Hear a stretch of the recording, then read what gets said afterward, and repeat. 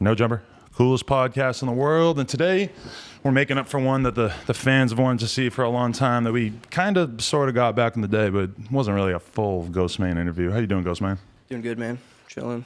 Nice to see you on here today. All right, so let's just talk about where you were at in your life last time you were on the podcast. It was the Schemaposse interview, but like by the time the interview came out, the group had already sort of dissolved, at least in the sense that you and Lil Peep were in it. Yeah.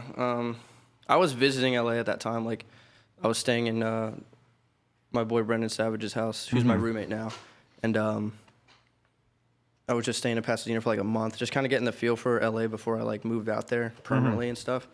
And it was just, we kind of talked about it there, but it was like literally a house full of like fucking SoundCloud rappers. Yeah, just 15 of us, just like in this tiny ass room. It was pretty cool. It was fun. But a lot's changed since then. Like all of us have just sort of progressed in our own little way. He was there too. Wavy Jones, fucking. Shout out to Wavy Jones, who we also hear, and Max. Got it. Max Beck. But yeah, that was like sort of just when I was getting my feelers for like, LA and everything, and then it's kind of what made me decide to just take the leap and just move out here and say fuck it, even though I didn't have any money at the time. Right. But, yeah. So that unit of you being in Schemaposse, that was very temporary, or how long did that last? I mean, by that interview, like I'd already been in it for like a year, year plus or something. You get the phone audio off, boys. I don't know who that was. That wasn't me. That wasn't me either. Everybody's denying it. Kevin, I see you. But so you were really rocking with it for like a year, but then what? It just didn't really end up working out. Yeah, I mean, it just like, I mean, on my end, I had no like hard feelings at all. Like I just figured like, me personally as an individual artist would, we were better as separate artists, I guess, kind of growing in our own way. And I just didn't want to really be boxed in any kind of like group or specific movement. I kind of wanted to be looked at as just myself and kind of everything I do. I think it was kind of cool from a mystery point of view. It's like, oh, who is Ghostemane? Who is Lil Peep? They sat on that interview and they were basically silent. What is their deal? Yeah. It worked in that way, I guess. It was kind of cool. I mean, that's the silver lining that I'm trying to invent in my head, yeah? Yeah, there's a good side to everything. Yeah, but so you're from West Palm Beach. Yeah. So Florida boy, that's actually, I was just on vacation there like almost a year ago with my parents, so really? I'm intimately familiar with that area right now. Why there?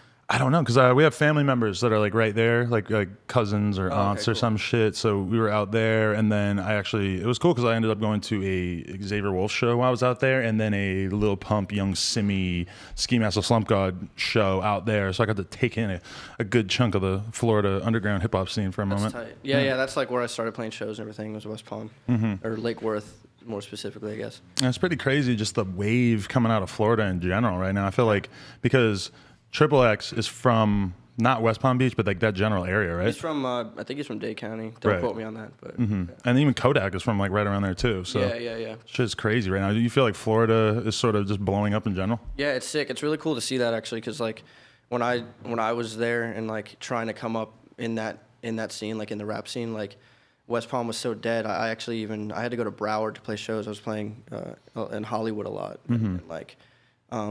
That was like the only kind of scene that I at least found myself. And even then it was really slow moving, It wasn't like, it didn't really feel like a community out there. Like to get people to come to the shows, it was almost like, it was just art, like friends and family of the artists themselves. Right. And then artists, like that's like pretty much, that's all the scene was. And then like, once I left, the underground started getting heavier, it seemed like, cause like Wi-Fi was coming out of there too at the time. And like, just all these other artists. Yeah, Wi-Fi, that's another good example. Yeah. And then like, yeah, and it's, from there, it's like, it's just been growing, and it's really cool to see. Even though I don't live there anymore, I still obviously go back frequently, but. So you have roots in punk and hardcore, right? Or metal, more specifically? It's hardcore, mainly. When did you, all right, let's just talk about, like, your interest in music in general. Like, when did you really start to, like, kind of come into your own in terms of just, like, being interested in music on your own, besides, like, Sesame Street? I was like 13, I think. 13 or 14. And I started listening to like Green Day and like Green Day comes up a lot on here. Yeah, it was Green Day and like NoFX and Lagwagon, like No Use for a Name, just basic punk shit I found on like Havoc TV, on like the on-demand stuff. Okay. And that made me kind of just want to pick up a guitar, and my dad got me a guitar for my birthday. I think it was my 14th birthday, and it was like one of those really shitty like acoustic electrics, that like an acoustic that you could plug into an amp and it does like awful distortion. It just Parents sounds like, trying to help you out with your band, they're just not going to buy you the right equipment, right? yeah. My dad was like, he was, supportive, but he was like, I'm not going to get you the nicest shit because I want you to, because he wanted me to focus on like sports and stuff like that. He didn't want me to take music too seriously, but like, but yeah, that's kind of what made me like get into it more. And I took it, once I started like playing guitar, it was like the only thing I wanted to do. Like I didn't give a fuck about anything else. Like, So you were in bands early on? Were you into like basic sort of NoFX style, like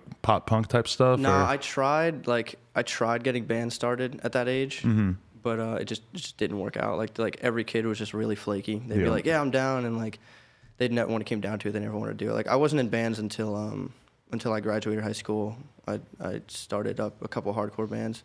I always think that when I'm looking at like a hardcore band or a metal band, I'm like, the craziest thing about this to me is that you guys have been together for like 5 years or however long, and that you all are on the same page and able to all get out on the road on tour together and actually like be in line that way. You think about how hard it is to be on the same page as like a girl relationship wise. Yeah. And then you're in a band and you have to do this in like a van for it's your literally whole that. life. It's like, I mean, the only band, I was in a few, but like the main band that like are my boys to this day, my only Florida friends, is my hardcore band Nemesis. Like we still want to do like reunion shows and stuff like that, and like we're always on the same page. We never toured because we were all kind of lazy and just like drank too much. But it's really weird how I couldn't imagine, nowadays being in a band where it's like you got 4 or 5 brains all like thinking different shit and like trying to make it work. Like right now it's just so easy being just myself. Like because you could hop in a friggin' sedan and go to a show. Like literally I just rent a car or whatever. And you're in a band too, right? No, yeah. And I was just like gonna say that like it's so much easier on your own to manage, like having 4 people on the same page getting together to jam, and like someone it's messier. His band was more successful than mine, I think. And What band were you in? I was in this like hardcore band called With Blood back in the day in Canada, and like we toured Canada and just the shit, and we were supposed to come to the States, but then we broke up. Okay. It's crazy when you really think about it. There's like a big part of a lot of like Suicide Boys, they come from punk bands, or at least Scrim does too. So that's kind of like a new thing, I think, in terms like you haven't seen a lot of like rappers coming from metal and punk and hardcore bands until recently, right? It's definitely new. I think like I really didn't listen to rap at all until I was in that band, and my vocalist, who's like a major hip hop head, like we kind of cultivated our sound around that. Like we were going for like that bouncy like hip hop hardcore vibe, like the Northeast type shit or whatever. And like he actually put me on to like just like golden age rap or whatever, like like Souls of Mischief, and then like De La Soul and stuff like that. And then and then from there I got into like trap stuff, and then it was like 3-6 Mafia and everything like that. But like it's weird because like hardcore kind of got me into rap. And wasn't your first rap song on like a Nemesis tape? Didn't you guys do like a little cut or something? I hope nobody ever finds that song. But you did like the one rap song on this hardcore album type thing? Yeah, we were a band and we thought it would be cool like if we did like a rap posse track with all of us rapping, and we rapped over this Naughty by Nature beat. And like it was the first rap I ever wrote, and I ended up just being like, oh fuck, like I kind of like doing this, and I just kept doing it. Like, really? Yeah. So, but at a certain point, did you just like lose interest in the hardcore and metal scene, sort of? I never lost interest. I still love it, and then I mean, it's just I stopped going to shows because like I took my job really seriously at the time. I was working like 50 hours a week, and like a call center or something, right? Yeah. I was working a lot of call center jobs. Like they were legit. Like after a while, I was making like pretty good money, but I still hated it because I was working. Like I just How old are you now? 26. Okay, so you've had some time to be in the game for a while. Yeah, I feel like the band thing I could just totally see how once you kind of realize like the autonomy that you could have as a solo artist, that's probably going to be really tempting because like whatever you make now for doing a show, I guarantee is more than the whole band made. Yeah. And then you didn't have to split it 5 ways too. Exactly. Yeah. And like that's why I have a lot of respect for my boys, and from Florida who are still in bands now, and they're actually, getting somewhere with it and stuff, because it's like it's so much. I feel like it's so much harder than doing what I do now that I finally, do have the ball rolling, I guess. But I mean, rap is a gigantic market in comparison to rock at this point in time. Yeah. Even like underground rap or stuff like that. I mean, it's like not even close. Definitely, it's like the fans of like my stuff now like would have been fans of like Devil Wears Prada or Bring Me the Horizon, like you know, I feel like MySpace shit back in the day. Like it's like the same audience, you know, even though those bands are still doing their thing. It's like it's hard for me to even imagine that there's probably many metal kids that don't also listen to rap to some extent these days. I feel like it's just almost this like universal language that's sort of taken over the culture. For sure. Yeah, it's awesome. And it's crazy because like back when I started like taking it seriously, like 4 years ago or whatever, like there was like, it seemed like there was like nothing. There was nothing like what I was doing. I felt like I personally felt like I was the only one doing it, but like, I don't know why I just didn't want to quit. Because I just took it like seriously. Like the SoundCloud community wasn't as big, it felt like, and now there's so many avenues for you to go. Like when I started, you couldn't just walk in to Guitar Center and cop like an interface from Focusrite. Like they had like the little M Audio shit boxes that like sucked.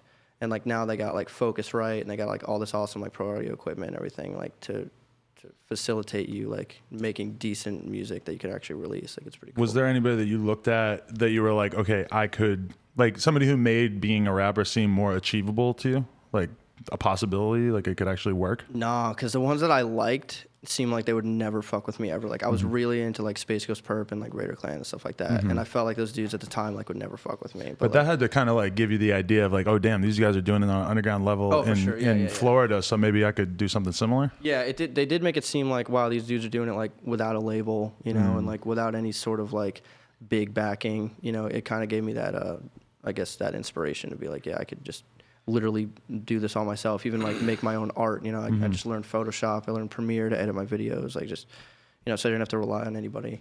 But so then did you start like, how did your career start to advance? Did you get popping online or did you come out here first, or how did it sort of go? No, I was definitely online. Like, honestly, like I was really whack with it at first. Like I kind of didn't know what I was doing. Like, cause at the time in Palm Beach, like all the local dudes, like really just use like Reverb Nation and DatPiff to like upload shit. So that's what I was doing. Like anytime I dropped something, it was like DatPiff, and then like, and then I started dating this girl. Shouts out Baby Loot. She told me about SoundCloud, and she like basically made me make one because I was kind of skeptical first. I just didn't. I don't know. I wasn't used to it. But then that's when like, and I started adding my songs to like groups and stuff like that, just like rap groups or whatever on SoundCloud, and like I started gaining traction that way. And it seems like there's like a real feeling on SoundCloud that if you have something that's even sort of half decent, that it'll be able to gain some steam, like because it just tends to push your stuff out to people a little by little. Definitely, yeah. SoundCloud puts people on, like YouTube too, like the recommended shit, like you don't even know, you'll end up like recommended on some big ass famous song, and then somebody will find out about you, you know? Unfortunately, it's usually like Ghostemane before he was famous. Yeah. Yeah. I hate that channel. So that guy hit me up one time, and I did not respond. I was like, no, bro. Dude, yeah. Some of those they did one on you. No, but I don't they probably think will. They did like an evolution of me video or something. Oh, I didn't actually click on that, but I saw that they've been doing those for people. Yeah, I saw that. It was actually pretty cool. It was pretty accurate with like the years and stuff. Really, they find like old videos of you from like super long time ago? Yeah. It was like some of them were really cringy, but it was pretty cool. I saw they did one a Lil Pump, and I was a little scared to look at it. I was like, I don't even want to know what he was like when he was 12. Yeah. I've seen that one actually. Before your famous videos, you saying? Yeah. That guy's from Toronto too. Shout out the Six. Shout out Michael McCrudden. That's his name. Yeah, I don't know. I've heard from the fans many times that like a lot of the ones that he does are like essentially like cribbed from the People's No Jumper interviews or whatever, which okay. Yeah. I guess it makes sense. Yeah. Suicide Boys one was a whole from that interview for sure. Really? I would like to know that guy has ever like listened to a XXX song or something, like ever listened to one Suicide Boys song. I know you're just making these videos because these guys get views. Like, come on. It's just for the cloud. There's a hella porn stars too. He's kind of sus. Yeah. I mean, if I thought he was a genuine fan, that I would be willing to like be open to it, but Max is like porn stars. That's tight. Like, what the fuck? Porn stars are tight. Oh yeah. Don't get me wrong. Yeah. Love porn stars. But he seems a little too into it. He's like it's just a little more. He's doing it on C-list porn stars and shit. Really? C-listers. Just some chick that he saw. He's like, just saw her in the back. I wonder what her name is. He's probably geeking that we're talking about him right now. One day I'm gonna see that guy at a party, and I'm gonna have to be like, yeah, be like, sorry, fade real quick. Just be like, you're welcome. Like, you know. Yeah, hey, shout out. Thanks. It's been nice being your fucking Cliff Notes all these years.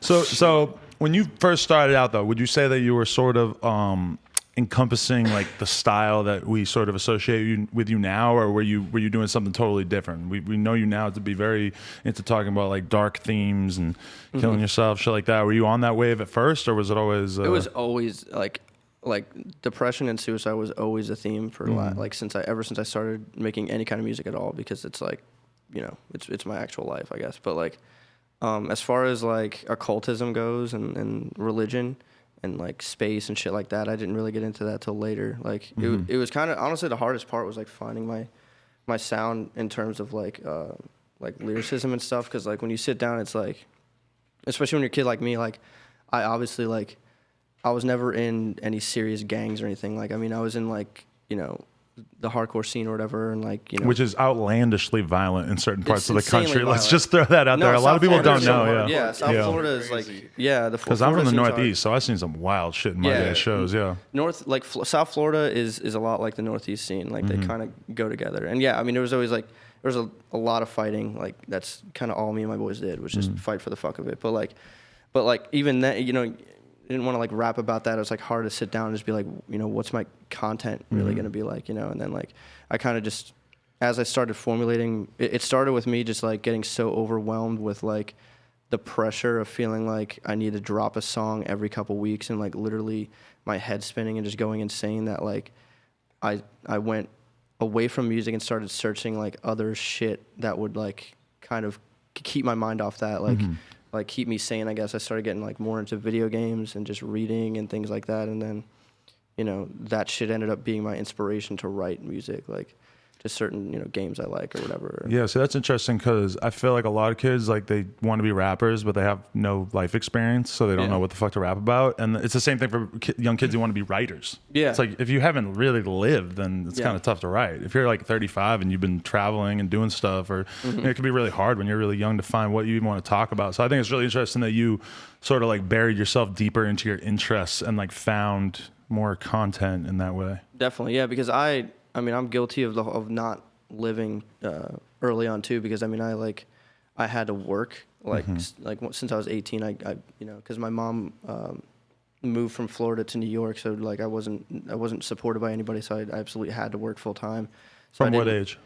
18. Okay. So I didn't have to, or I didn't like have the ability to like kind of go travel or do any of that shit. So I kind of just sunk deeper into like my own interests, like in my house, you know. Yeah, I mean, when you read your lyrics, it's like it's clear the stuff that you've been influenced by and stuff like that, which I thought was pretty cool, because it's like a lot of, you know, it's like a whole new day in terms of rap, in terms of people being able to sort of like more honestly talk about the things they're interested in and stuff, and it's like very exciting to see somebody be able to talk about like LaVeyan Satanism in the rap song, which I don't think that I had ever seen before. Yeah. In a non-corny way. Yeah, you do it fire your lyrics. Right. Yeah, like honestly, I guess that's like, if there's one thing that like I can sort of convey to like any musician who's like really serious about what they do, like it's like I want to sort of make it so it's not, you know, weird, or it doesn't feel awkward to be completely honest in your lyrics. You know what I'm saying? Like you don't need to like fabricate anything, unless you're like,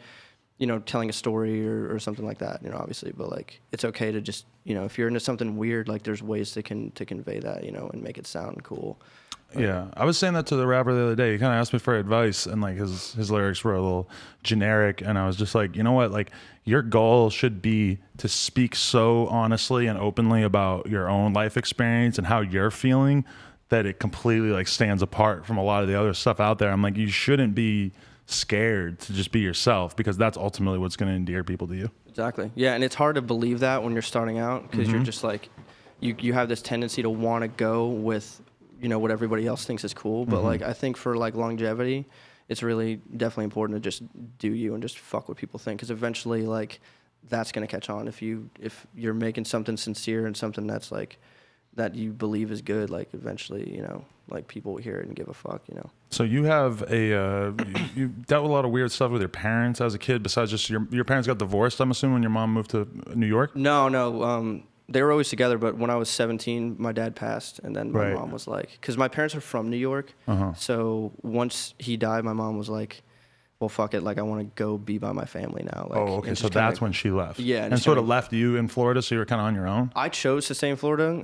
I was dating some girl at the time. I didn't want to leave her, and I was also in college, and I was like, it'd be too weird for me to like start over because I was already, you know, set, or I just turned 18, and then so I stayed and I lived with my grandpa for a little bit to kind of get on my feet, and then I just moved out on my own and started supporting myself. So your dad was like paralyzed, basically. You said. Yeah, he. Shout out to Kinda Neat, by the way. I already listened to his interview, so I know a little bit what's going on. I was literally just wondering, I was like, how the fuck do you know? How did he know that I worked in a call station or whatever? I was like, where the, yeah. Shout out to Lee. There's another, like, if you want to hear extreme depth about his childhood, Lee, I didn't finish the whole thing, but I was like 80% through, and I was like, damn, he's still talking about his childhood. He didn't even really get to the music yet. Yeah, Kinda Neat on YouTube, Intuition. Lee likes to dig in, like, into the childhood stuff. But he makes it comfortable somehow. It is good, It's really sick. But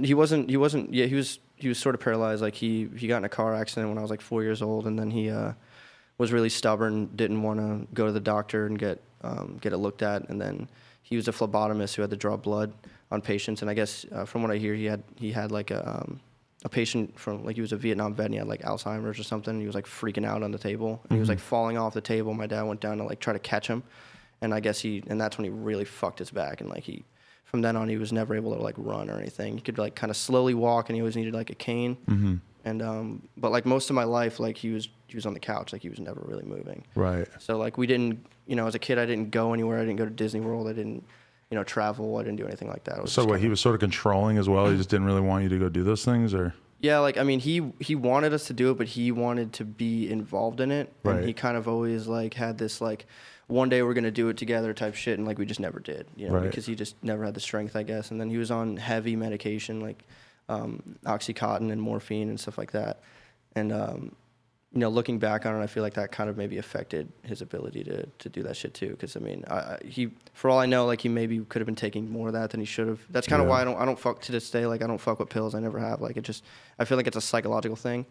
But yeah, that definitely like kind of affected stuff growing up, and that's made me like now I feel like be like really extroverted about everything, and it's not like care. Like if I get an idea, like I'm just gonna go do it. You know, if I want to go somewhere, I'm just gonna fucking do it. Like right then and there. So you think that's what kind of happened, is that you were like really, really constrained in terms of like what you were able to do for a long period of time, and then all of a sudden it was sort of like all bets are off. You could kind of actually live your life all of a sudden when you're 17. Yeah, it felt weird, like because like my dad died and it was horrible, but at the same time I was like, fuck, I was like, now I can actually do felt free music. In a way? Yeah, like I could do music, I can dye my hair, I can wear whatever clothes I want, I could do anything. And like it was kind of like freedom. Like, cause I mean, it's fucked up to say, but if he didn't die, I wouldn't be here at all. Like I'd be in the military or some shit, you know. And especially, what, you thought you were going in that direction, like military, not just having a boring job? I was already in delayed entry for the Marines. Really? For like a year and a half. I was doing pool functions and stuff like that. I got my body fat down to like 4% or something. Whoa, that's serious. I was like super in shape, and yeah, I was about to be deployed. I literally got out like a month and a half before my deploy date. I told my recruiter that I didn't want to do it anymore, and he was super fucking pissed because I got a 93 on the ASVAB, which is this placement test for the military, and I guess he would have got some kind of commission if I signed up for like the scholarship program, whatever fuck, and then I dropped out, and he was like, yeah, it was a weird thing. I can't believe I ever wanted to do that. Honestly. Yeah, was there a period where that genuinely seemed like that was going to be your life? Like you actually believed that? At that point, had you not really... do you feel like you weren't living an examined lifestyle at that point? Like you weren't thinking about it? At the time, you know, I was 17, and I was like, you know, this sounds cool. I didn't, like, in my heart, I remember feeling wrong about it. Like, I remember feeling like, this isn't actually what I want to do, but I guess it's what I'm supposed to do because it's like... it's the right thing. It's secure. You know, I'll have money and stuff like that. It's cool. Like all shit, I guess, that you think about when you're in high school. You know, like the way I grew up, it was hard for me to think about like, well, this isn't really what I want to do. Like it's almost like what I wanted to do didn't matter. So it was just like fucking. It seemed good at the time, I guess. You know. Yeah. So you decided not to do that, and then did you just go straight into the workforce? Yeah, I started working at like a pet store, and that was like my first job. And I worked there for like a year. But the whole time I was doing music, that's when I got heavy into like hardcore and stuff like that. And I was taking guitar more seriously. But like, I mean, I guess I didn't really have a plan until like I started rapping, you know. Like it was all just, I went to college, but like I didn't really know what I wanted to do. Like I bounced around from like accounting. I got my EMT degree. I did like I can't remember some other shit.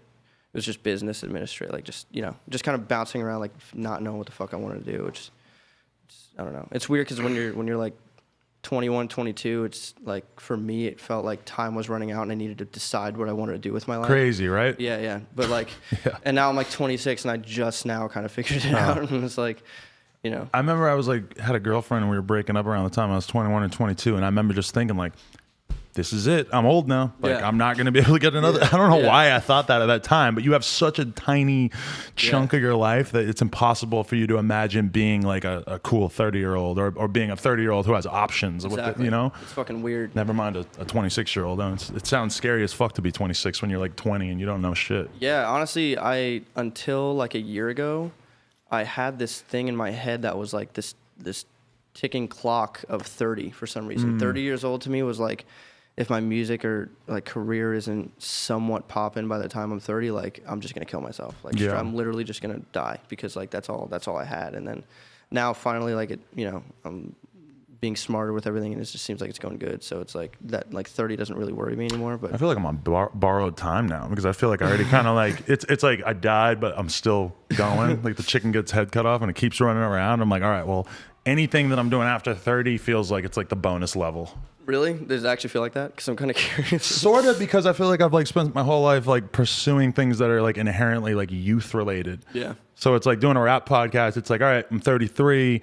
Am I gonna be able to be like a cool rap podcaster when I'm 40? Like maybe, but maybe not. So like I should definitely go as hard as I can now because for sure I don't want to be like 45. And what I've always been scared of is just being stuck in something. Like with the BMX thing for all those years, it used to just terrify me to like think like this is the most important thing I've ever done, and unless I like do more, then that's just gonna stay that way, and I'm gonna be one of these guys who's like 38 and doesn't give a fuck about BMX but still has to be in the industry because I don't know anything else. Oh yeah, I feel that 100%. I mean, I feel that way about rap, honestly, or music in general. Like even though as much as I love music and it's like my biggest passion, the thought of only doing that forever is still scary because like then that kind of becomes your job almost. And it's like, so there's like, I'm really into like space and astrophysics and stuff like that. So that's sort of like definitely something I want to pursue really hard, once I guess the time is right. On your own though, do you feel like you're still like educating yourself about those things, or do you feel like you would have to go back to school to really get deep into that? I'm definitely going to go back to school just because I want to eventually work in that field, even if it's like at a university or teaching or something like that. But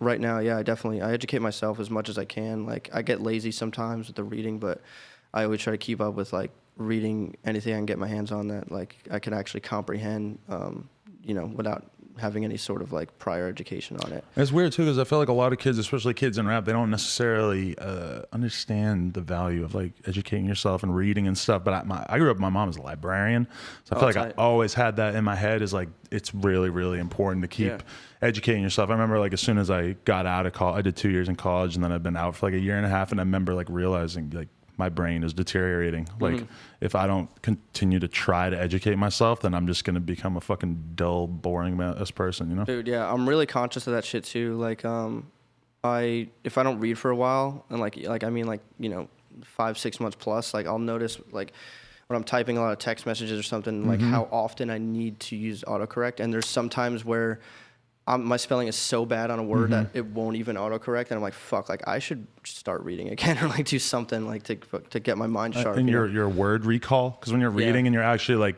challenging yourself by using different words in your head all the time. Yeah, like I honestly feel like if I were to go home for a week right now and read like 4 books and then come back and do this podcast again, that I'd probably sound like much more intelligent if I had been, because it's like an actual workout for your brain. It really is. And because I notice like when I'm reading a lot, like any conversation I have sort of thereafter, for weeks or months or whatever, it's like I feel more like I stutter less. I like, words come to me quicker and different. It's interesting. And people love that. People will be so impressed when you're just having a conversation, you just bust out a word that isn't the kind of word that you hear people use normally, and people will be. Nowadays, it's kind of hard to do that without coming off like a pretentious dick. Very true. Unfortunately, but like you got to find the right opportunity to use it, because if you use a word that means the exact same thing.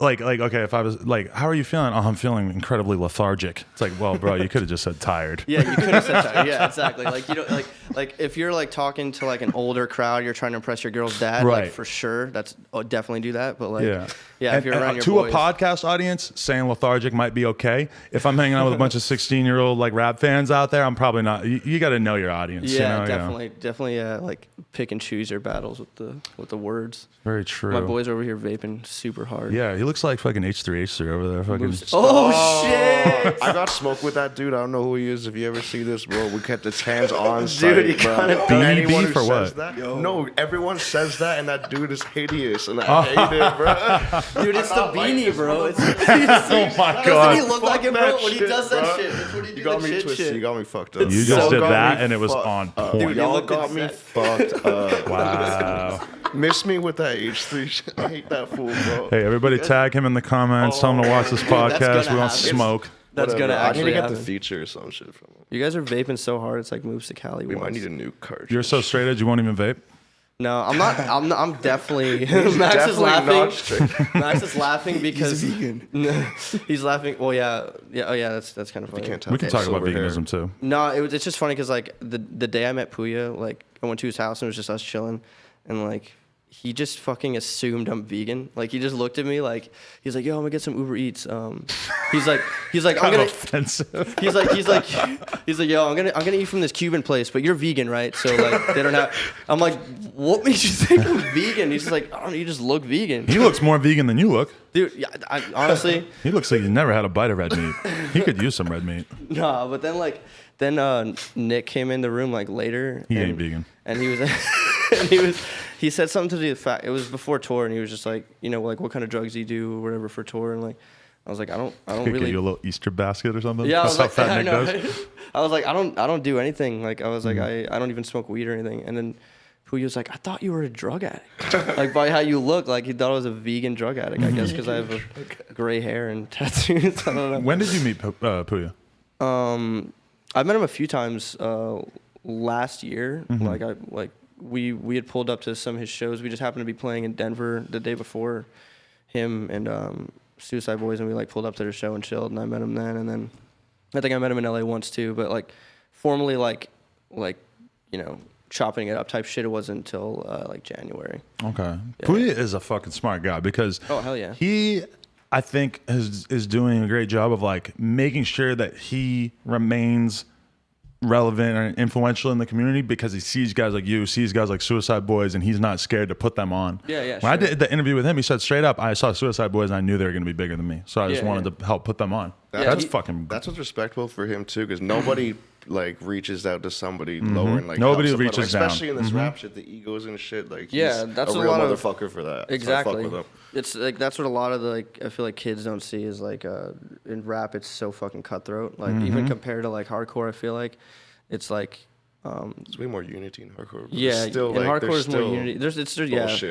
It's all got it. Yo, it's like even like cutthroat like with the photography shit. So it's like, you know, like rap, like people will fuck with you and like then not hit you up. They just use you for shit. But like Puya like really like from day one like fucked with me and like fucking like just like put his arm around me type shit and said like, yo, this guy's a shit, and like really like was humble and just like modest about everything. Yeah, straight up. Yeah. And he'll just put you on like always. I mean, even if tomorrow he says, you know, fuck you, go kill yourself, and we're not friends anymore, like he's still changed my life, like just from taking me on tour, you know. Yeah. Like, and he didn't have to do that. Really, me too, because he was the second rapper I ever had on the shit. Oh, really? Well, first rapper I had on No Jumper, I had Xavier on the BMX podcast, but he reached out. Like, Xavier was the only rapper interview I'd ever done, and he reached out and was like, yo, like, I like that one enough that I wanted.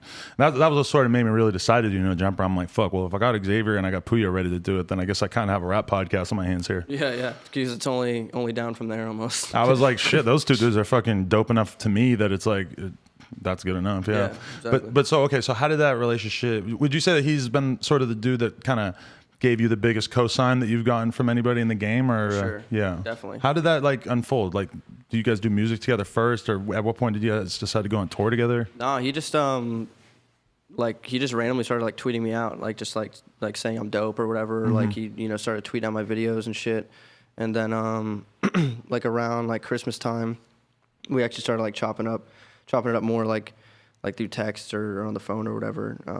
And like I had at that time like I'd heard like little bits about a tour because we had the same booking agent at the time, and our agent had mentioned that we're gonna be going on tour.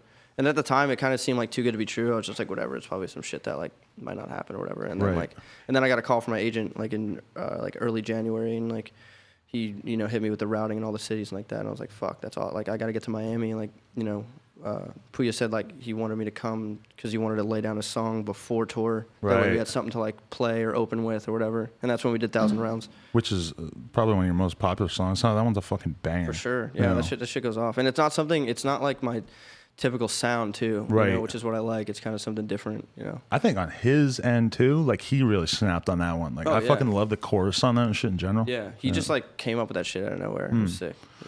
So how long was that tour? It was like 25 days or some shit. Yeah, I think it was like maybe like 30 days, like 24 shows or something like that. Yeah, we didn't. Yeah, we had like 4 or 5 days off. So how was that? Was that your first like real rap tour? Oh yeah. Before that I'd only toured with him in like Texas. We did like a 4 or 5 day tour. Yeah, little run. Yeah, all DIY. 3 weeks though is a whole different animal. Dude, it was 4 weeks. 4 weeks. 4 weeks gives you enough time to like A, start hating each other, or like B, something catastrophic could happen. 4 or 5 days.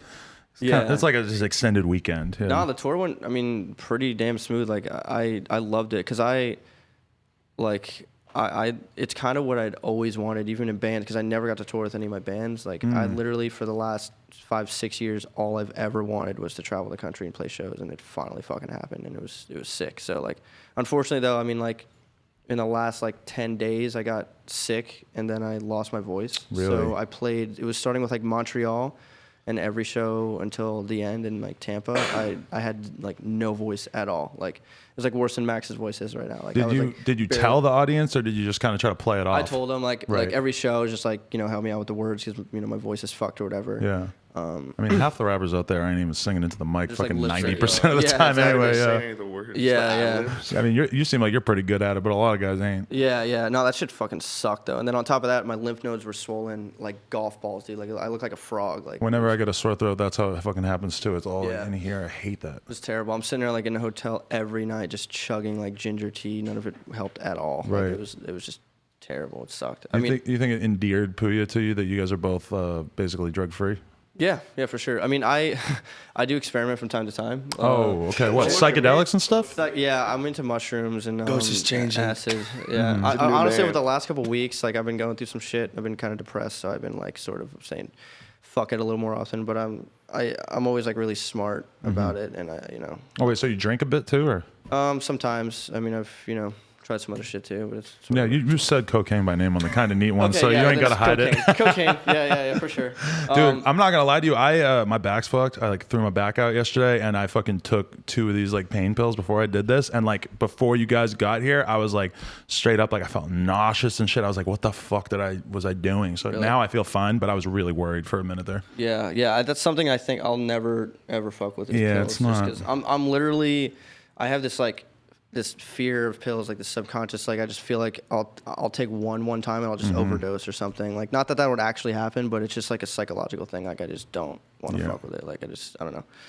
But yeah, I'm into psychedelics for sure, and it's sort of inspiring to me, I guess. Yeah, it makes sense to me. Yeah. We got to talk about religion. What was your growing up like? How religious was the household that you grew up in? My dad was really against the church. He was really against like organized religion.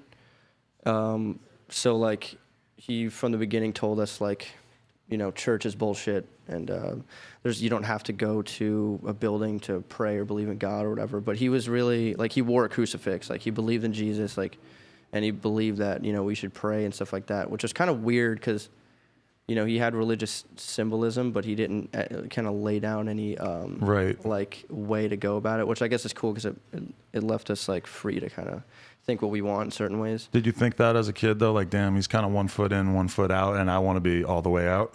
No, when I was a kid, I was just like, well, whatever dad says goes. Right. I mean, this is whatever. And like I prayed and stuff. I didn't really understand praying at the time because I was just like, who the fuck am I talking to? Like, it just didn't make sense. But I don't know what gravitated me toward religion so much. I think it's the fact that like as I got older, like even it was me, I guess like 4 or 5 years ago when like, the whole Satan shit became like really edgy and like a trend.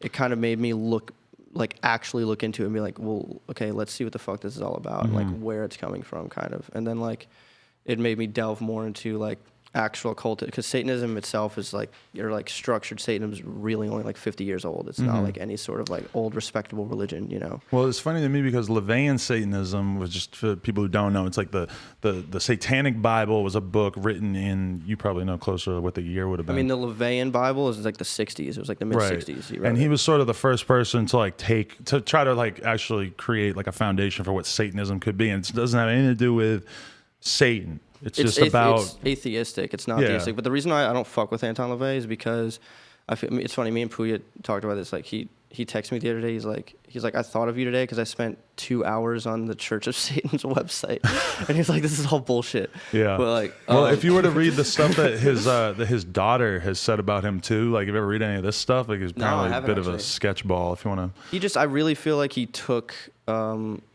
He tried to make a religion out of just being anti everything Christian, right? And to me, that's bullshit. And he also, the Church of Satan renounces theistic Satanism, like there is no Satan, right? Which I think that I think any religion that says fuck this other religion sucks. Like I think that there should be room for everything. Like if you're an atheistic Satanist, that's cool, but like there's also Satanists who believe there is a fucking guy with horns, like, and they want to worship him. Like, there's nothing wrong with that either. You know? There was like, because that was my first time being exposed to anything that was an alternative to Christianity, was the Satanic Bible when I was in like 7th grade.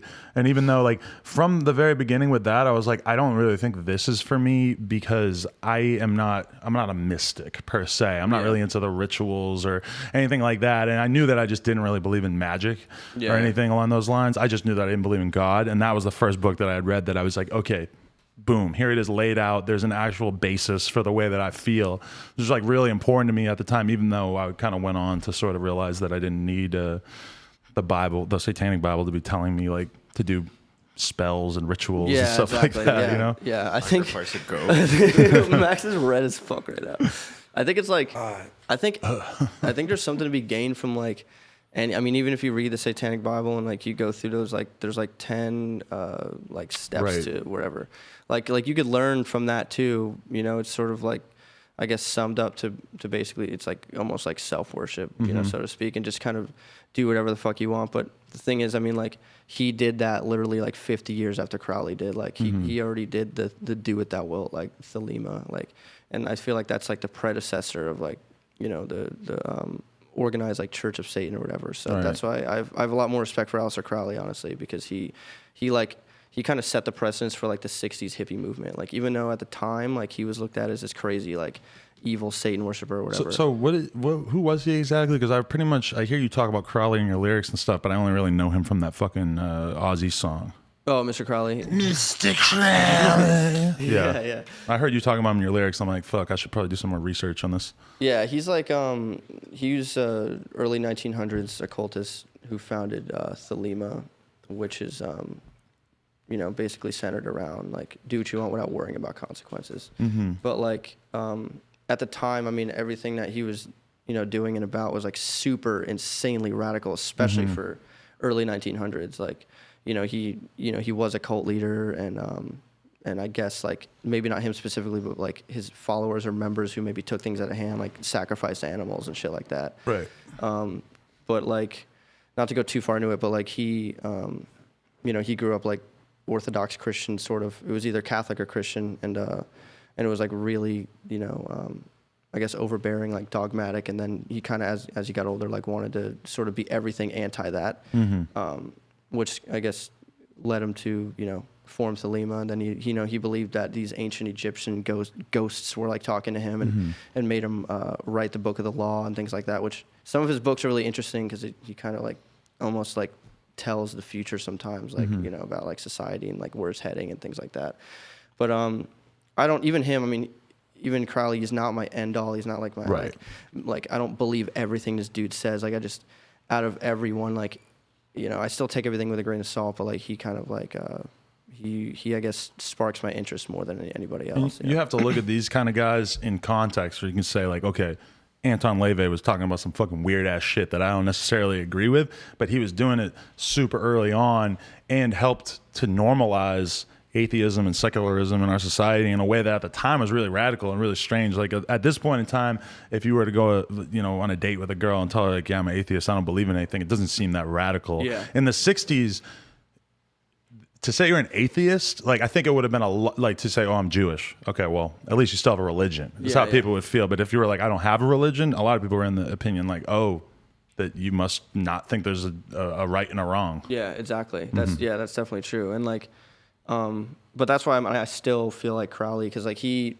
died in like the 40s or something, and it wasn't till like 15, 20 years after he died that like the whole like free love like hippie shit started, and a lot of that was like pioneered by him. Like these kids were like finding a lot of his old writings, and like living by it, like do what thou wilt, and like because like I guess while he was living, he was just looked at as like a crackpot, but like then he kind of sparked all that shit, and then after that, LaVey came in and kind of took advantage of it. I feel like, and also like both of them, I think, have the same idea, which is like, oh, like you want to fuck people and you should feel okay about that. You shouldn't feel ashamed about that. And that was huge for me as like a 13-year-old. Yeah. Dealing with the fact that I was going through puberty, and that also like the shit my parents had taught me kind of made me feel like, oh, like it's not good for me to feel like this. This isn't natural. I shouldn't feel like this way. Yeah, exactly. I think that's definitely something that I guess they both did. That was a pretty good thing. To like normalize sex. Yeah, sex with whoever you want, whenever you want. All right, so here's a question though: is so you're a guy. Where'd you get that Twix? Oh, I bought this off this kid who was. We have more, right? From my pocket. Yeah, you want some? More? Yeah, I gave this kid $5 earlier for one. Yeah. I didn't even want it at all. I just felt bad because he's one of these kids who's blatantly lying out here and saying that they're selling candy to make money for their school, and it's like. Whenever they say like, oh, can I get money for school? I'm like, I'll give you money if you're going to admit right now you're not raising money for your school. And sometimes they'll be like, all right, no, let's give them money. Yeah. Do that and like jug the money, go around like really? Terry Fox like foundation and like take all the money after. What's Terry Fox? Shout out Terry Fox, some Canadian running with like a metal ass leg and like. Damn, dude. No disrespect, he's that's lit. That's fire. Okay, Terry Fox. Let's take this moment. Explain to me Wavy Jones. Me and Wavy Jones had like a coked out conversation at a party one time and got like real deep. But from your perspective, who is Wavy? Wavy Jones is frequent Ghostemane collaborator. Yeah, frequent Ghostemane collaborator, most fire rapper from Canada, of course, and my best friend in music, pretty much. We're going on tour. I'm not going to say the month, but very soon this year, with Nedarb, another Canadian. Shout out to Nedarb. Shouts out Nedarb. Via New Hampshire. Canuck boy. Canuck boy, my other best friend. Both of my best friends are Canadian. Pussy ass Ned. I love you, Ned. Love Ned. I love Ned. He's on the East Coast. I can't wait till he gets back. When you're back in the 5th, bro. As soon as he gets back, Wavy's with the bro top for you. Hey, wow. Okay, cool. No. I want to be there for that. Can I vlog that? OTPHJ. Okay, yeah, OTPHJ. Over the pants bro top. Over the bro top.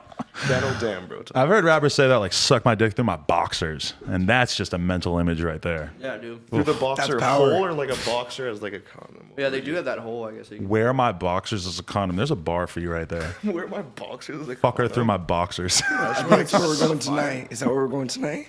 Oh yeah, we're hitting up a goth club. Yeah, we're hitting up a goth club tonight, an industrial goth club. Hoping to get some inspiration there. You ever seen the intro to Blade? It's kind of like that. Yeah, watch Blade 1.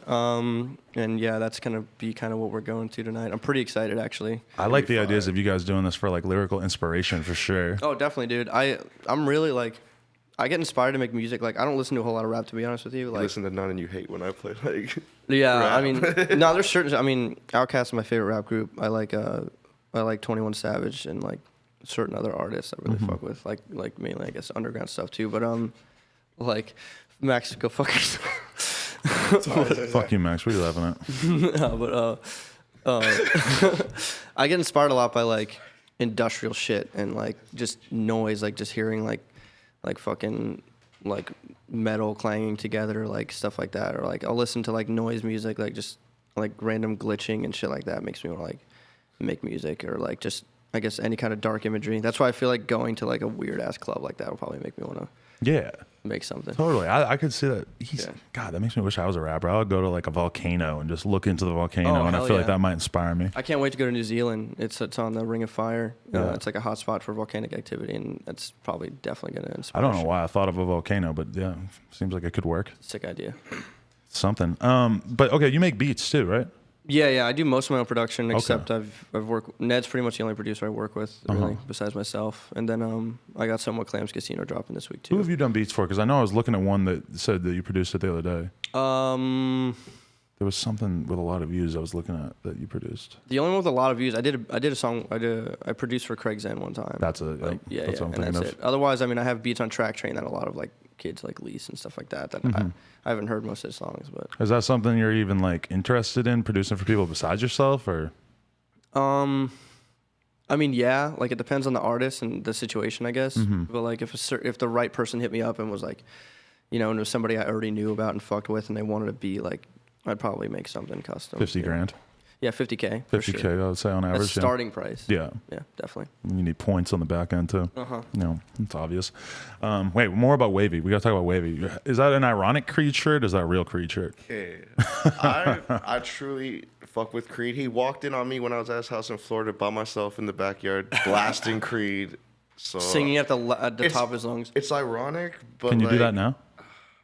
Man, can you take me higher, bro? I'm not gonna get into that. Yeah, I was gonna do it too, and I was like, nope, I'm not gonna pull it off. No, I fuck with it. I don't know. It's Another weird, but okay, I just need to say this, like, hardest imagery in my life.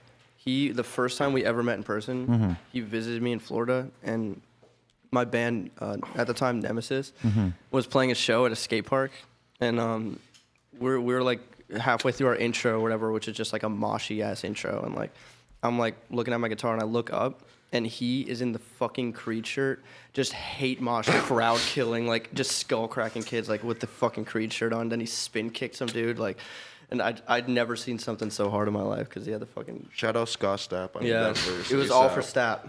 Hey, let me throw this out there since this just crossed my mind. All right.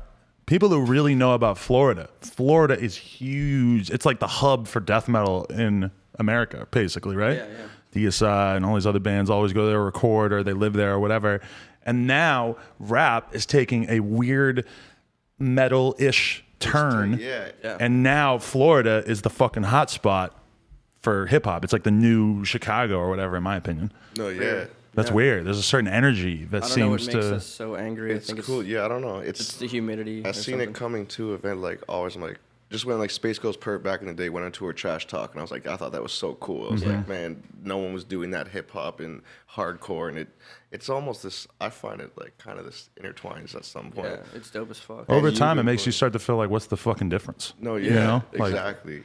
it's not that significant. The shows No, are it's starting to not. look the same. Like even like on tour, like more than half the dates were like there was certain times where I would do like a mosh call.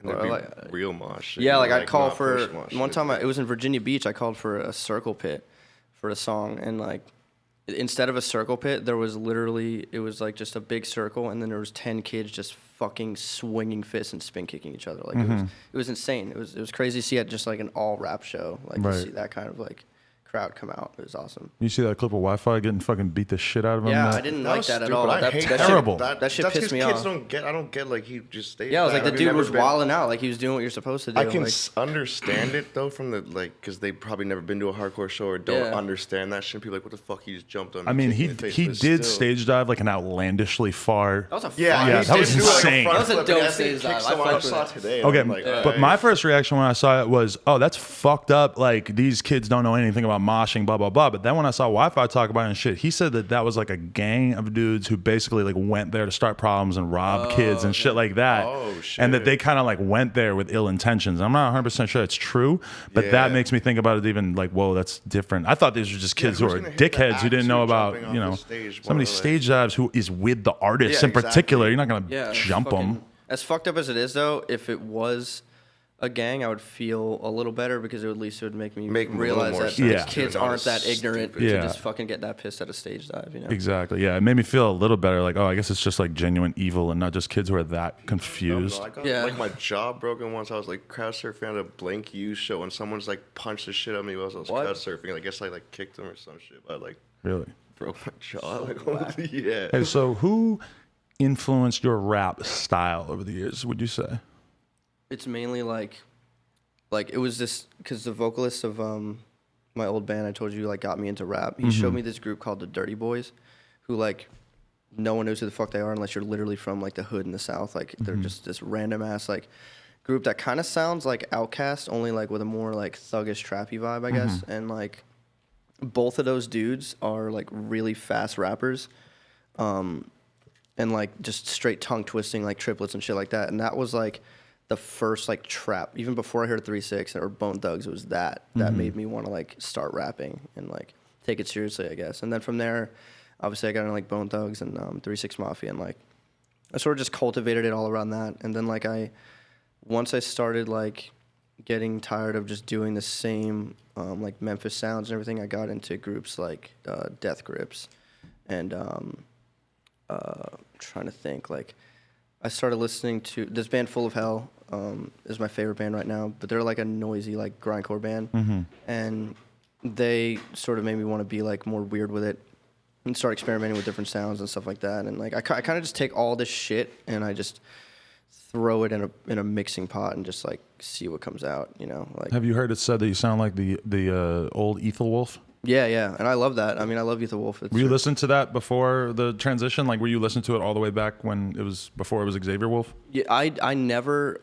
Like, truthfully, I never listened to Xavier Wolf. I only know, like, Ethel Wolf. Oh, like, really? To be honest. Yeah. I don't really know any Xavier songs. Like, there's some, like, I played a show with him in Phoenix, like, 2 weeks ago, and he played some, like, Xavier songs, and they sounded familiar because I've heard them, like, being played at parties. But, like, as far as actively listening, like, on my iPod, like, it was only Ethel Wolf. Like, right. Yeah. And once Raider Clan stopped being a thing, like, I didn't really listen to underground rap, like, at all. Like, from there, I just kind of, like once they stopped doing music, I was like, okay, like I want to kind of go back to my roots and just listen to all this old emo shit I used to like and metalcore shit. Like I started just kind of heavily getting back into like Under Oath and like you know, like Coheed and Cambria is one of my favorite bands. And wow, some good influences right there too. That was kind of like a weird side thing that was going on when I was into like youth crew hardcore and metalcore and stuff. It was like I was aware of like Coheed and Cambria and all that stuff that was totally like splitting apart from like traditional metal and just going in all these different directions. Yeah. Oh yeah, they're just like this. Yeah, they're just like this weird ass. I couldn't think of another band that sounds like them, honestly. But like I'm also into like favorite band of all time is probably Number 12 Looks Like You, or like Circle Takes a Square, like jazzy, like weird grindcore bands. Like they make me want to like make music kind of just because they're so out there and just like experimental with it. And then like shit like Brand New is obviously like one of my favorite bands. I love Brand New. Yeah. I saw you tweeted something. It was like, oh, at Peep? To Peep, yeah, that was so funny. That was like my favorite tweet. I was happy when I thought of that too. I'm like, damn, this is better. Bros. American Bros back in the States, yeah. That was one that I was like laughing before I finished typing it, yeah. But that's funny that you say that too, because we're talking about like metal's kind of influence and merger with rap, but then at the same time you have, like, because I think of like emo, something like Taking Back Sunday as being like something that's sort of like splintered off from like post-hardcore and hardcore in a way. Yeah. And now you have Lil Peep and Horsehead and guys like this who are very much like echoing certain elements of pop punk and emo from that time. You know, they sound, in a way, it's almost like, why are we considering these guys just rappers? They have they're not really rapping very often. Yeah, no, they're just artists. Yeah, exactly. They're just like Horse is a pure singer. Like, yeah. Horse is all. I mean, Horsehead's my roommate. I live with him and Brennan, and like so sometimes I hear shit that he's like kind of like in the process of working on or whatever, and it's like super just like it's like going back to the roots of like, you know, pop punk and stuff like that. It's sick. Yeah. Like that's what it reminds me of. Like it's something totally different than rap. You couldn't even call it that. That's what's so crazy to me is that the definition of rap has become so loose that it's able to encompass everything from the way you sound to Lil Peep to some of these like auto-tune guys that it's like they're basically just singing. There's like almost no relationship to like the traditional way that, like, you know, Uzi's putting out songs with no drums that are just him singing and shit. Really? Sometimes. I mean, like fucking just a lot of like really big leaps being taken in terms of beats and stuff too. That's cool. Have you like specifically ever sampled or used like metal songs in your beats? Because I feel like there's such a lot of room for that in terms of definitely full sounds. I've sampled. I'm kind of picky with like the types of riffs or parts that I'd put in a song, like because it's hard to like put like. It's hard to sample like a straight, like distorted, you know, death metal riff, like a breakdown or something, without it kind of sounding like, you know, really like corny, I guess, really? like rap rocky. Like But I've done shit where like I'll sample like a breakdown like for the end of a song or something like that. But like now, I don't know. Now I'm kind of trying to move more towards just like organic music, especially because now I put everything on Spotify and iTunes. So I'm not trying to like. I'm kind of steering away from like sampling like even nostalgic shit anymore because I just want to. I'm gonna do everything more like just like organic. Just play the guitar myself or the drums myself and just like think of some shit. But yeah, it's like. It's all kind of merging, it seems like. Do you think that kind of holds rappers back when they get to the point where they're going to actually put stuff out commercially and then they have to stop sampling and sometimes it can change their sound a bunch? Dude, maybe, honestly. Like, it kind of depends on the artists themselves and, like, and who they have around them, I guess, that's, like, capable of, like, do they have somebody around them who could play guitar or who can, or has their same vision, I guess, to create that kind of stuff. But I feel like in the next like 5 years, like the whole mainstream is going to change, like possibly, if like, yeah, I mean, it's going to move more towards, I think like, just like, genres sort of like they're just being gray lines between everything. And it's not being so, cookie cutter. Yeah. With everything happening, I mean, it's already kind of absurd because like I'll be watching something like, I don't know if you guys ever watched that Everyday Struggle shit with Joe Budden and Academics, but they'll be like, debating stuff, and it's like bizarre seeing them like compare like Cardi and like Kendrick. It's like they're so clearly like operating by different standards and doing something so different. One's like clearly extremely concerned with lyrics and stuff, and one clearly is not even writing anything. Yeah, it's like it's I've never seen that, but like I can totally see how like even now like mainstream rappers are just like sounding more different. Like they all have their own sound. It's not even just based on geography anymore. It's just like based on like them doing whatever the fuck they want, Very true. You love LA? Yeah, I actually love it here. It's pretty sick. I mean, I miss Florida, but like I don't really plan on moving back anytime soon because I like it here. There's just more going on. I mean, as long as the music thing keeps going, why would you? It's just gonna kind of slow you down, right? I mean, I'll be happier once I get him out here permanently. We're trying to find any women who want to marry Wavy Jones. Ladies, you gotta be hella thick though. You deal with the immigration shit? I just like. I don't know, you can only stay 6 months a year legally or something coming from Canada, so I have to like work it out, and I can lose my free health care if I stay longer than 6 months out of the country. So. You're gonna end up like Chippy nonstop. Yeah, I really met her randomly. I was at a concert with my mom, and she came up and started grinding on me. Really? With your mom? I was standing with my mom. My mom was rocking out to the band, and I was just like standing at like the bar by myself, and this like girl just came up and started grinding on me. I'm like, this girl looks familiar, and she's like, my name's Chippy, and I was like, oh shit. But she was all fucked up. She probably don't even remember. But my mom was right there. I'm like, my mom probably gonna turn around and think I'm so You rat her out to immigration services? No, I got her. It was weird because she used to live right down the street from where I live downtown, and I would just see her around and stuff, and like just be like, oh, whatever. And then one day, boom, she's fucking deported, and wouldn't let her back in. I'm like, that's fucked, man. But like that's I don't want to mess anything up with coming out here because they're so strict with that shit, especially with Canada. It seems like like us going there and you guys coming here, like really strict. Yeah, I'm low key not thankful enough that I don't have any like felonies or anything that prevent me from going to other countries. Dude, same. Got out of all that bullshit or ran away from the cops as kids, so I got nothing on my slate. You been arrested? Yeah. For what? I was in Miami and I was on my way to a show that I was playing at the time, and at the time I was driving my car, which was a gray Marquis on 22-inch chrome rims. He rode in it. Okay. And how the hell did you get that? I bought it off Craigslist. Oh. It was like $3,500. It was clean as fuck too. It was dope. Shit was hard. Yeah, but I was on my way to a show. I fucked up and ran a stop sign. I had a car full of like homies with me who, for some reason on this particular occasion, didn't have any weed or drugs on them at all, which was sick. But I got pulled over, and the first thing, I was in Overtown, which is like a really shitty part of Miami, and the first thing the cop asked me was, do you have any weapons in the car? And I was kind of taken back by that because like cops never just asked me that like as a first question. And I was like, yeah, because at the time I had my gun on me, but I had my concealed weapons permit too. So like I told him, I was like, yeah, I have a Glock in the center console. And he was like, okay, I need to see the weapon and I need to see your permit for it and your license and registration, obviously. So I handed him all that shit. You handed him the gun? No. I'd be terrified to touch a gun in front of a cop. This is where this is why I got arrested. Okay. I handed him the license and everything, and as I handed that to him, and then I was like, and the gun's right here, and I go to lift up this, he sees the handle and he fucking flips and he puts his gun right in my face. And I was scared shitless. I was like, holy fuck, I'm going to die. Because I was like, this is right when like that whole, I don't know what year, it was like 2013. Where there was the tons of all the police brutality shit started. Like literally that week I was starting to see all those videos. So I was like scared as fuck. I was like, oh my God. And then like he was like, get the fuck out of the car. And I kind of froze and I just put my hands on the wheel. And he's like, get the fuck out of the car. And I didn't move. I was just like, I should have just got out of the damn car, but I didn't really like know what to do. And I felt like I didn't have enough time to react. Right. And then he unlocks my door, drags me out of the car, slams me on the pavement, and then cuffs me. And I was like, I kept asking, I was like, what am I arrested for? And he's like, and he wouldn't answer. He's like, he just kept telling me, shut the fuck up.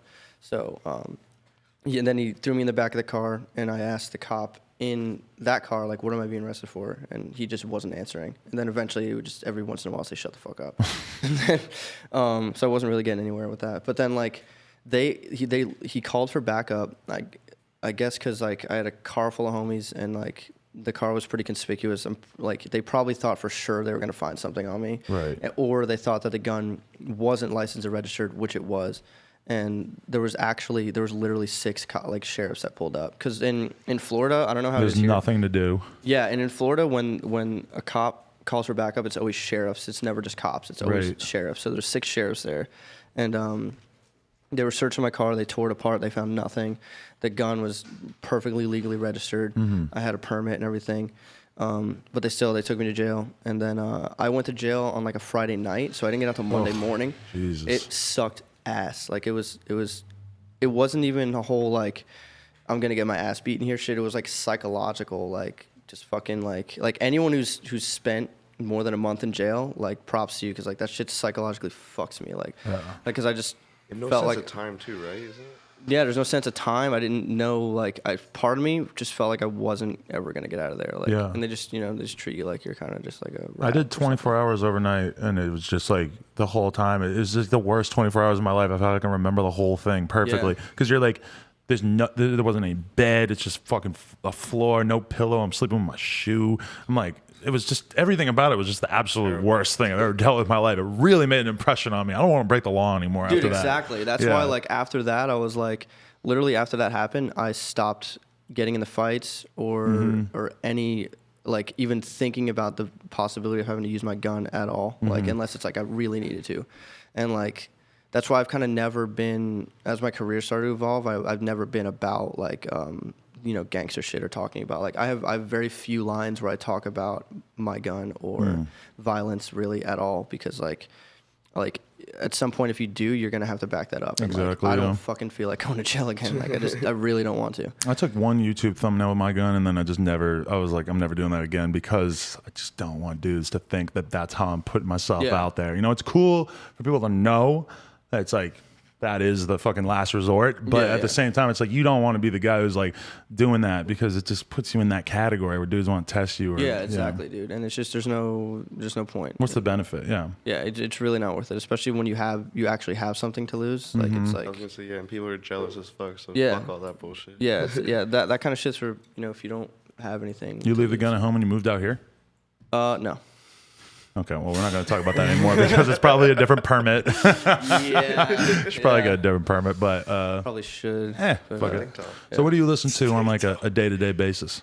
All kinds of shit, man. Like I've been getting into, like, because I kind of started this side project. It's like just like dark, like industrial techno, weird shit, and I've been listening to like just instrumental stuff like Boards of Canada, and like getting into like Animal Collective and like stuff like that, kind of just to like keep on. And then I listen to like black metal stuff too, like not like all types. Like I don't like the stuff that's really like I guess corny and just like raunchy. I like ambient. You mean like the new black metal, like Cradle of? Well, I guess Cradle of Filth has been around for like 20 years, but no, like I mean newer black metal. Like if you search up any kind of like most modern black metal bands, like it'll be a music video with like a song that's really overly produced, like, right? Because to me, like black metal is supposed to be raw and sound like shit, and like sound like crusty, shit, and like that's you know, that's the kind of stuff I like. I guess it kind of inspired I me. just love that like early like the music. I never really like wanted to listen to it in extreme amounts, but like in terms of the imagery and everything, I like it from day one when I found out about black metal and death metal and read what was the book Lords of Chaos and all that shit. That just like made such an impression on me aesthetically. You know? Definitely. Yeah, that shit. When I first got into that, I obviously started with like the first and second wave, like Scandinavian black metal, and I got into like Varg Vikernes and Euronymous and like Mayhem and all that shit. So are you familiar with Varge's YouTube channel? I've looked into it a little bit. I saw his like short films and his like he has his little like Rants. and like he has rants and like I'm honestly like I feel like if I get too into the dude politically, it's gonna make me not like his music anymore. Because I haven't really like watched this shit that much, but I've just heard people say that he's like super like low key racist, national socialist weirdo. Yeah, I mean, I guess I'm not so, but I think that was the deal. Even when black metal was like taking off, that they had like super weird conservative politics at that time too. I think. Yeah. Oh yeah, for sure. Definitely not like a liberal movement. I don't think. I mean, from what I learned, like at the time of when he like killed Euronymous and burnt those churches, which he didn't burn all of them, but I guess apparently he only burnt one. But like it was in the name of like paganism, like because the Norse are like serious about the Odin Raven and like Celtic mythology and shit like that, and then like back in the old days, Christianity kind of just squashed all that and said, you're not Christian, so we're going to burn you and throw you in a ditch. And like, so like, he was kind of doing all that in that name, which is what I respected. But that's why past that, I haven't really on purpose gotten into any of his like religious or political shit, because like, I just feel like it's going to make me like view him and even the genre differently. But, That's the truth. You ever wore corpse paint? Yeah, for like videos I have really? sometimes. Oh, yeah. okay. I did a painting of corpse paint too. It's like kind of inspiring to me. I've been thinking about bringing it back. We need more corpse paint in hip hop. I think. Yeah, and I want to pioneer that movement. I think For real. That's what I'm saying. Is like, okay, if you started doing that, let's just be honest. It's like you're gonna be on every fucking website. Everybody's gonna be talking about you. Be this huge viral thing. They're gonna turn you into a joke. But maybe it could be worth it. I honestly think it will, because like again, it's just like I was saying before. It's one of those things. It's like if you really want to do it, just fucking do it. Right. Because like. Eventually it's going to catch on in some way to somebody. I wish I actually almost didn't reveal this idea in here, because I actually love, if you don't do this, I think I'm going to find me a little skinny white boy with long hair and I'm going to turn him into a corpse paint rapper. Me and Max are in the middle of shooting a video right now, so there's still time. So this is not the worst idea we've ever had on the show. Yeah. I don't know. I remember that's what I loved about Bones when I first found Bones, is I was like, this is so cool because he has like a death metal aesthetic. Yeah. Like with the long black hair and stuff. Yeah, but I mean, of course, like I don't want to pigeonhole him as just being that. That's just what I thought was cool about him at first. Yeah, what's cooler now is there's kids who actually like listen to metal that are making music and stuff like that. I think it's like important, to represent stuff that you actually fuck with and things. So for sure. Yeah. What would you say are like your plans going forward? Like, do you see yourself? Are you working on like a big, long, full length project and stuff? Or I got the third Damon EP is coming out with Nedarb pretty soon, and then me and him are gonna be doing some stuff, and then I have a full length album coming out probably like end of summer, early fall, and then tour after that. And do you have any idea what the tour is gonna be? Just you guys? It's gonna be me, Wavy Jones, Nedarb. That's pretty much it, I think. Yeah. That's sick. Yeah. Do you feel like, because it's kind of crazy to me when I see your shit, like your kind of neat freestyles, like 2 million views, like in an era in which people act like lyrics don't matter anymore, it seems like a lot of kids are like hugely gravitating towards you because you do rap your ass off in like a very technical, fast fashion. Yeah. I try to like, because to me lyrics really fucking matter. Like I think it's important to like.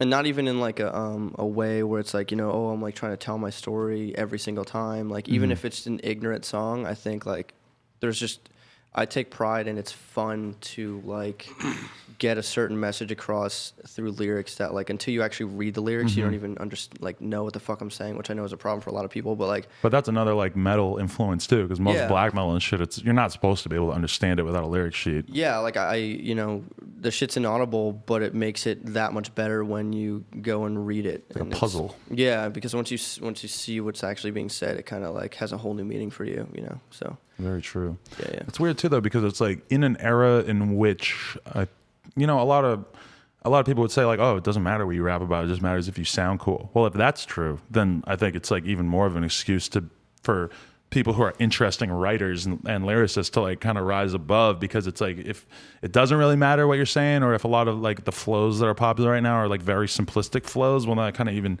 makes it easier for you to talk about interesting stuff. Because I mean, if you're really rapping your ass off, it can be harder to like fit in what you're trying to say. For sure. Like, I mean, most of the lyrics that I have when I'm rapping fast, I would never use those lyrics in like a slow, calm, audible rap, because if you could clearly hear what I'm saying, some of those times in those lyrics, it'd be corny as fuck. Like, It might just not work. Yeah. it would just sound cheesy. Like, but like if it's kind of inaudible and the flow sounds good, and then you go back and read it, it's like, you know, I feel like it just means more. You know. Yeah. Yeah, and save the simple shit for like the slow rapping. You know. For the hey. Yeah, you need those A's in there for sure. I feel like we're slowly reaching a point in which that flow is going to kind of go away. Yeah, probably. I mean, yeah, Never. Kind of astonishing that doesn't happen yet. we were talking about this before. Like I feel like in the next like 5 years, like it's gonna move towards like interpretive rap. Like it's like there's gonna be certain shit that like you'll hear it and there won't even be like technical lyrics to it. It's kind of like whatever you hear is the lyrics type shit. And like I feel like music could be going in that I direction. already do that when I never read the lyrics to a song. I'd be like singing it one way my whole life. Yeah. Then read Yeah. the lyrics, I'm like, oh, bet I'm still gonna say it the way I was Like saying it. like most like making it my own. classic rock songs and stuff. Like I don't know what the fuck Led Zeppelin was saying. I don't listen to Led Zeppelin, Yeah. but like stuff like that I used to Yeah. hear on the radio and stuff. I don't know what the fuck they're talking about. Yeah, exactly. But imagine like hearing a song like that and there is no actual lyrics to it. Like it's Right. just fucking whatever you hear is the lyrics. You know, like I don't know. I'm open to this idea. It sound. I kind of feel like it's like going that direction almost, which is cool. I'm all for it. I almost feel like hip hop's lens is so wide, and we've seen so many different like styles and stuff blossom under it, that it's almost an inevitability that every other form of music is eventually going to end up sort of going through this like funnel and then coming out as hip hop, because hip hop is so broad that it's basically like anything with like a beat and then someone talking over it or speaking over it or singing or whatever. It's like any kind of art style of music could sort of be like processed through this like rap lens. In a way. Yeah. It's like starting with rap, and it's like Yeah. I feel like eventually though it's just gonna have a new name altogether. Like whatever the fuck I make or like my peers make, I guess, like that you don't really feel right calling it just rap. Like in another 15, 20 years, it could maybe have a name like, you know, that we just don't know right now. But Yeah. like, We don't really have like the language to describe everything that's happening in rap right now, or at least like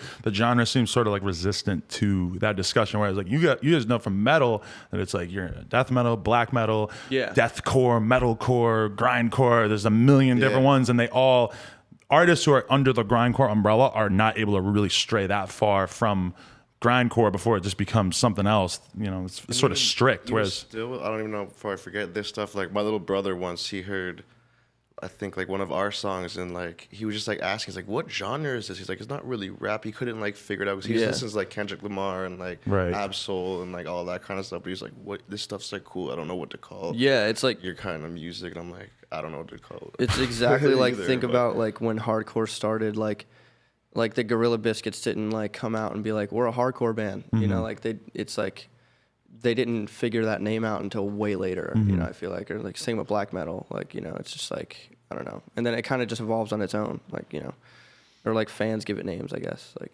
yeah, it is the fans in a lot of ways. And yeah, but I mean, those are the comments that you got to read all the time where someone's like, Playboy Cardi isn't hip hop. And it's like, oh God. Like, but I've been dealing with that since I was a kid too, because I remember when it was like, oh, like kids would be like, well, No Limit and Cash Money are not hip hop because all they do is talk about money and gangs and drugs and all this stuff. So clearly that's something else and we need a different name for it. And I remember like really defending at the time being like, no, like Master P is fucking hip hop because it's a dude talking about his fucking life over a beat, and you can't take that away from him just because he doesn't rap like you want him to rap, or just because he's like a competitive rich. aspect to it though. Like to hip hop, like that's like dead. That like it's not competitive anymore, and all these old heads are just pissed now because like it's not a competition to people. Like you know what I mean? Yeah, it's very rarely like a lyrical competition these days. It's yeah, music now. You know, it's like grown, it's like it's changed. Lil B came on. Like I don't know, you don't have to be That was a huge hard factor. ass. Like 4 or 5 years ago, half this music wouldn't be able even Yeah, Lil 5, B 10 years literally ago, changed the game. You wouldn't like, be able. You had to be like a hard rapper. There was no white. It was like Eminem was the only white rapper that was like Exactly. being taken seriously and like. It's weird to me when people even like make a thing out of it about white rappers because I'm at this point like literally like it does not That's occur to fine, me that no. Ghostmane is a white rapper. No, like dude, I'm not that's thinking not about these that days anymore. anymore. Yeah, It's tattoos. That's well, what's so fair. funny, dude. That's what's so funny about like now that you bring that up, like I vividly remember when I started uploading music videos or being on SoundCloud or whatever like 5 years ago. My biggest, most common hate on all my videos was like, look at this white boy this, white boy that, thinking he could rap all this shit, blah blah blah. And like now, like that like just that. doesn't fucking happen. It seems like any kid who maybe looks like me, who's starting to rap now or does videos, like I guarantee most of their hate isn't like race based, Right. Like, because it's just It more doesn't- accepted. Yeah, I don't really feel like I see a lot of that on like Puya, Suicide Boys. There's all these white rappers that I feel like people don't really mention that they're white very often. Now Yeah. it's more just about the music. People just listen. If you make cool music, who cares what you look like or Exactly. whatever, where you came from. And every single one of those dudes that we just named, like they're all around black rappers all the time too. It's Oh, not yeah. like there's any like line being drawn in the sand. Exactly. That that is what would be weird, That's is if just there too was like old school white thinking. rapper conglomerates. Like we only fuck with white rappers. Yeah, That's when it exactly. would That'd get be bad. super weird. That's when I would kind of change whatever the fuck I was doing. Yeah. And no longer rap. You gotta leave like the Richard Spencer rap organization at that point. Yeah. No, okay, let's just throw that out. At some point, rap will become so big that you're gonna have like real deal like alt-right rappers, like people who fully God. hate traditional hip hop culture but want to rap because rap is so popular. I can pretty much guarantee that like within like 5-10 years we're gonna see What would that. that be like though? I really don't really want to know, but I just feel that probably could happen. I feel like it's almost like Lil Yachty and like Uzi now. It's like they said we're just having fun. Like, Yeah, like, exactly. That's anti hip hop. Like, Yeah, yeah. And just having more fun with it. Before it was too serious and it was all like. Now people are just like, fuck it. Like, I'll go I freestyle. still love hip hop like, though. not I still give a fuck. love hip hop. Ready to Die is the best album. I Ever. used Oh, to of course. only listen to boom bap. When I first rapped, I was like, I'm never gonna go on a new school beat. Bro. Fuck all this shit. Like only boom bap. Dude, I was the Nas, same fucking God, way. And like I was the same way. only dude. rapped on Dilla beats, Ninth Wonder, and then like Straight up, dude. That's the that same shit. shit. with then me. you Just start got doing boring. drugs Now and you're I like, can't listen eh. to that shit anymore. No, you I heard don't know. Gucci, right? I No, just, you heard Gucci, Lil man. B changed my shit. Oh, I, Lil B, I hated yeah. him at first, and then like I just kept watching his shit on my own, and then one day I just had a bass moment. I was like, I got it, and I was like, damn. Dude, And yeah, once you then like it just realize opened and my mind accept, more. yeah, like once you accept Lil B, like everything changes. So you're just having fun basically. with it. I Like, was just Same like, thing with me. It's so weird. yeah, I was it's just like, amazing, he's dude. having fun. And then I went and saw him live, and my life Like if changed. this is Hell yeah. okay, everything's okay. Yeah, You know? just you And kind of look at people were everything fucking differently. with it, and I was like, cool, you can do what you want. Even Odd Future shit, like they were just like came out and did what the fuck they wanted and Exactly. like changed the game. I was like, damn, you can be kids, put your music on the internet, and So start a many- movement yeah. and be different and get There was it. all those waves at the same time where you had even like the Pack, Cool Kids, yeah. fucking ASAP Mob coming out. You had the White Girl Mob coming out. You had fucking Odd Future, everything like that. Like that all. It's hard to even put into words because hip hop in a way was still coming off like the 50 Cameron era, going into like 2010 and stuff, where it's like you still had that archetype of. If you are a rapper, you got to be a big ass dude who sells drugs Exactly, yeah. and carries a gun and talks Yeah. about it all the time. Shit got split wide open around why, 2010. There would be no ghost. And like, Yeah, the exactly. shit I changed, sure as fuck like- wouldn't be making rap, I'm kind of glad that I was born when I was born because that's a big reason why I never like tried to rap is because the only like role model I would have had would be like Eminem, and I was like, well, I don't really feel like that guy. So you Yeah, know. yeah. I liked Oh, Eminem, yeah. but I was like, that's not me. Now I guess so that's why It's funny 'cause- so many kids make music now. They feel like they can do it too. They say when doing it, like, Yeah. oh, they're not scared anymore. Like I can go buy a mic for $100 and boom, start making music. And It's so weird how that is. Because I remember actually, like, Eminem actually was, like, an influence of mine. Like, in the like when I first started rapping, And I feel like now that's probably not the case with most, like, kids starting, yeah. Well, you and Eminem don't rap so dissimilarly. Yeah, because when I first, for like, the first music I made, which is nowhere on the internet, thank God, like, was extremely Eminem. Like, I put, like, sound clips and stuff. Like, if I Good mentioned chainsaw. a chainsaw, I'd put, like, like, I was very into that shit. He had all that shit too. Yeah. And like, because like that was like bring that back, my bro. biggest influence. No, I'm not ever bringing that back. You bring back Clever the Kid, I'll bring back. I'll That bring was your back old rap Ill name? Biz. Oh. okay, Ill Biz, it's all good. Ill bro. Biz, yeah. It's still Ill your Biz and YouTube Clever the channel Kid. name. It's still my fucking YouTube channel name. I never changed it. So You many can't people are change it, cursed with right? that. I know. I'm 40K deep now. I The don't No know. Jumper channel is youtube.com/the come up how tos because that was its original identity was how to videos about bike tricks. Wow. Unfortunately, Yeah, no. it sucks. I don't feel so alone now that I'm. Well, there's so many though. What the We all how-tos? made the What were mistakes. how-tos? How to bar spin, how to kick, all Oh, that stuff. shit. Yeah, how to 360. Those. Oh, that's originally cool. done. No, like there's a huge YouTuber named Phil DeFranco whose name is still SXE Phil because when he first signed up, he was straight edge. And he, Oh my yeah, god. that's so embarrassing for him now because I'm pretty sure he's not straight edge. I'm pretty sure he doesn't care at least. Yeah. Yeah. I was straight edge for like a week as a kid because my girlfriend was, and I broke up with her, and I was like, all right. Fuck this. I was edge for a while. I was edge in high school, like most of high school was straight edge, and then I literally broke edge because because in South Florida there's a lot of like rednecks, like, and I had a lot of friends that were like, They held you down and dumped a beer down your throat. no, dude, what they did was like it was at this party. It was actually one of the first parties I ever went to because I never left the house.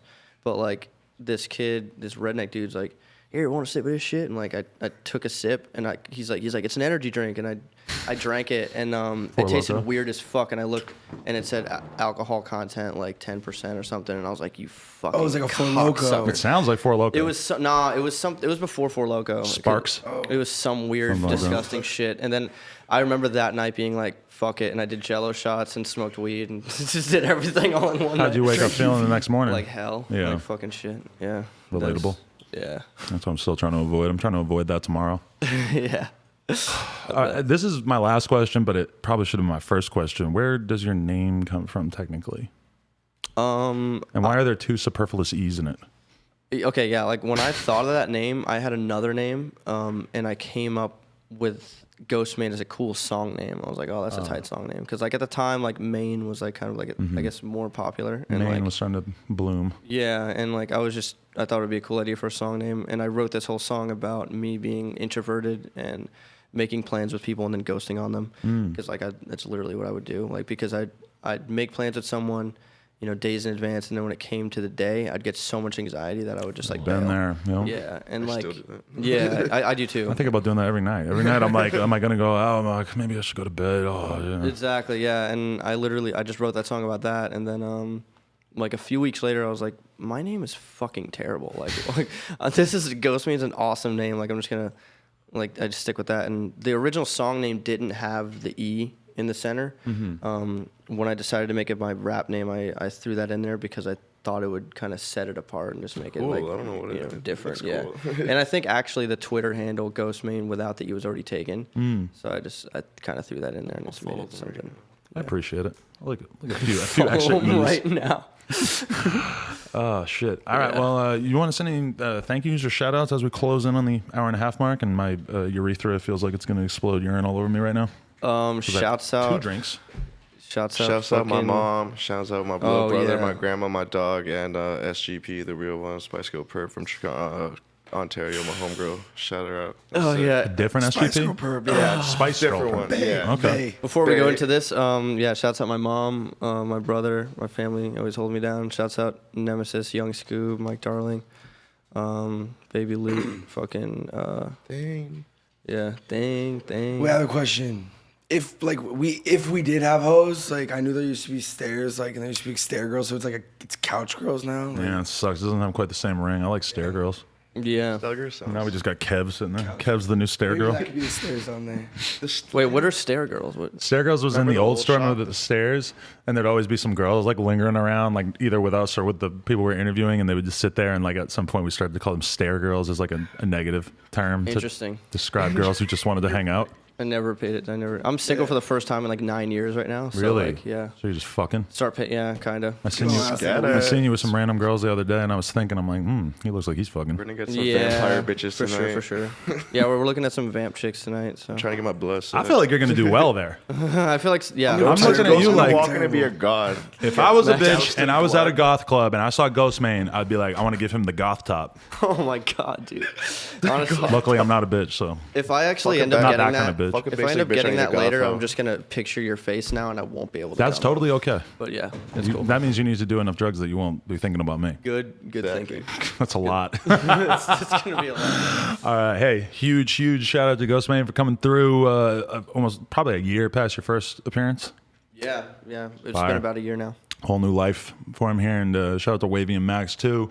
Make sure you get on the YouTubes and go listen to Wavy's 4-year-old song with Bones and et cetera, right?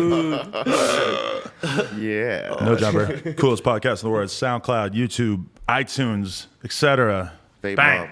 Investigate 9/11.